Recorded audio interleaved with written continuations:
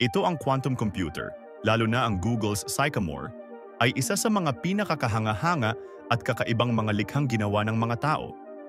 Kamakailan, nakumpleto ng Sycamore ang isang kalkulasyon sa loob lamang ng ilang segundo, isang gawain na kukuha ng pinakamalakas na supercomputer ng 47 taon upang matapos.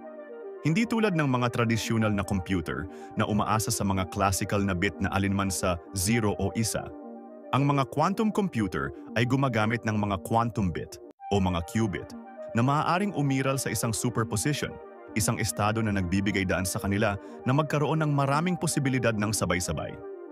Ang kakayahang ito ay nagbibigay daan sa mga quantum computer na galugarin ang lahat ng mga potensyal na solusyon ng sabay-sabay, hindi tulad ng mga klasikal na computer na gumagana sa bawat posibilidad ng paisa-isa.